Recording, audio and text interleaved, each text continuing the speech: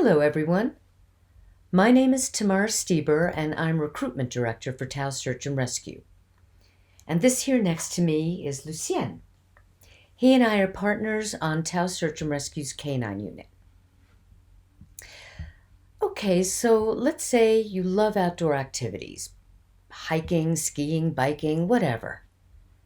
Let's also say you've thought from time to time about serving your community in some fashion.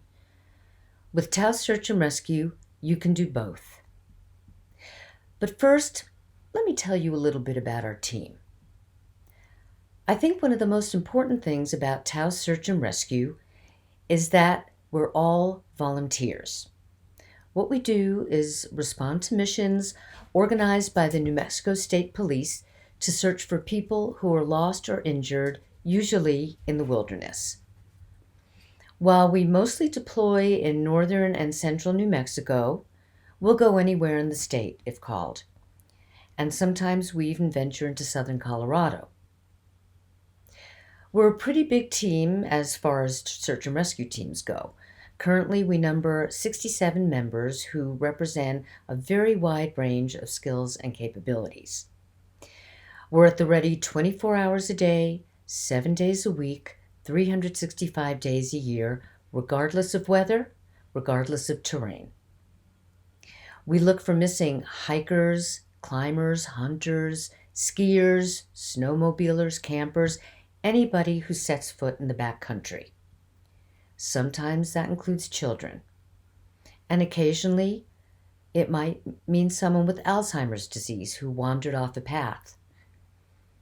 Every once in a while, we're asked to recover the body of someone who died from injury or exposure. So this is probably a good time to stress that a member can decline a mission for any reason whatsoever. There is no judgment, there is no stigma.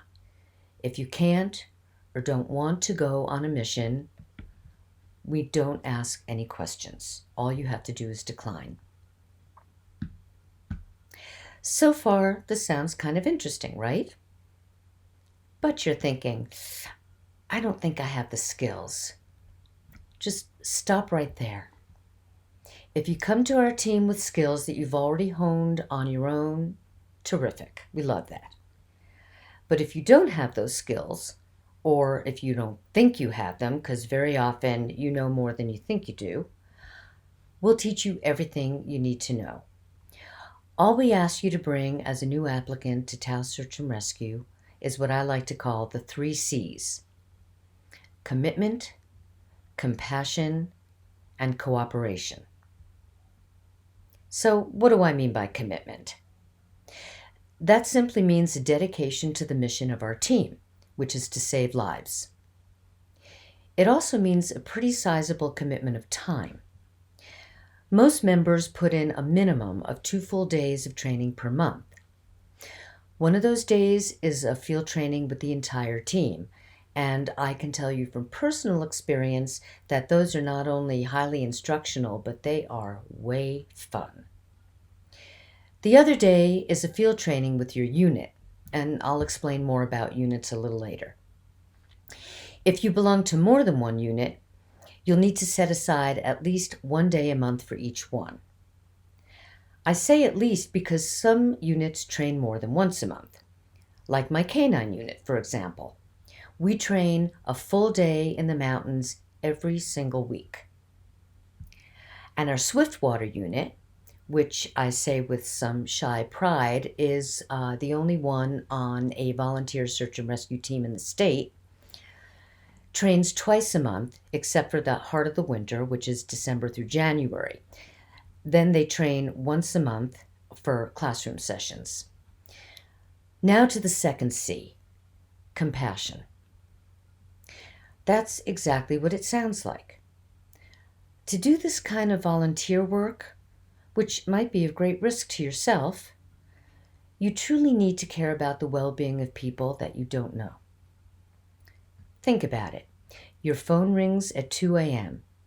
A hunter has been missing for a couple of days. It's a frigid, windy winter night. You drag yourself from your nice warm bed, you make a thermos full of coffee, and dress appropriately for what could be hours and hours of hiking. You check your pack to make sure you've got all the appropriate gear, and you grab something to eat on the drive to incident base. That could be 20 minutes. That could be 3 hours. You arrive. Maybe it's still dark. You report in. You get instructions and, if you're lucky, a map from the incident commander. Then you throw your 40-pound pack on your back, turn on your headlamp, and head out with your assigned search partners to look for a complete stranger. In the mountains, in the dark. That's called compassion. Now to the third and maybe the most important C, cooperation.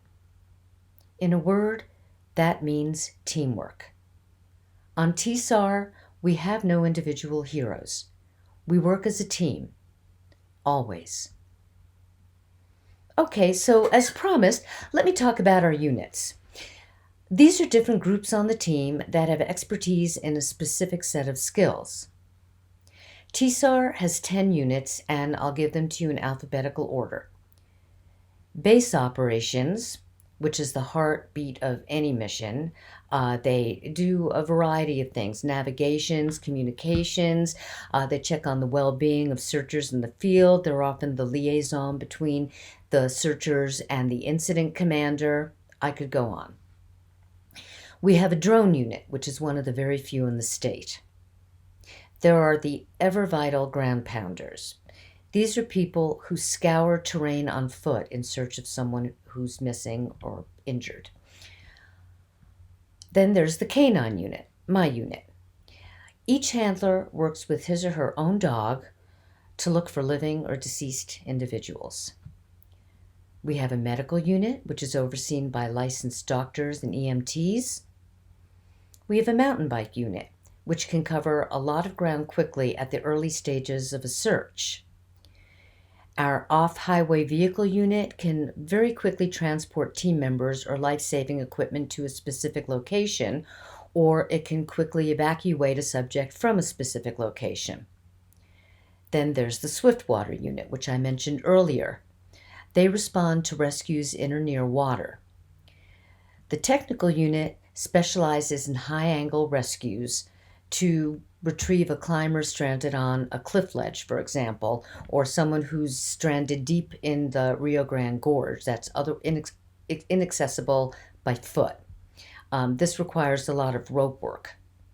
And last, but certainly not least, is our winter skills unit, which is self-explanatory. For more information about the units, visit our website at sar-taos.org. That's SAR-TAOS.org.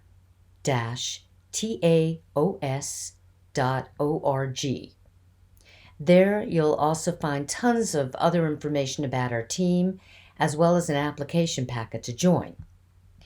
Be sure to look at the certification sheet in the application packet. It explains all the steps you need to complete in order to become a full member of Taos Search and Rescue. I'll give you the nutshell version.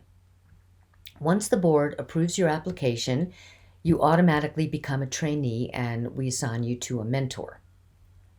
After you've completed the first 5 steps on the certification sheet, in short, a pack check to make sure you have all the required gear, an endurance hike, some navigation skills with compass and topo map, some radio communications skills, and some basic GPS skills, you're certified as mission ready, and you'll be added to the automated call-out list for missions.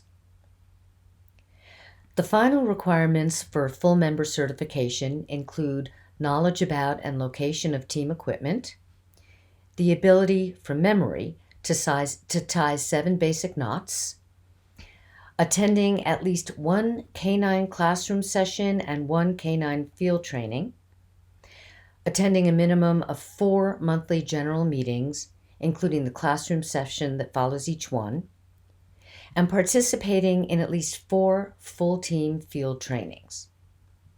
Once everything has been checked off on your full member certification sheet, the board votes on your membership. Barring anything unusual, you're in. By way of a welcome, the board presents each new full member with a brand new two-way radio programmed by our communications meister. But please don't join for the radio. Join because you want to give back to the community, because you want to learn and share skills, because you appreciate teamwork, and because you love the outdoors. For more information, please do visit our website.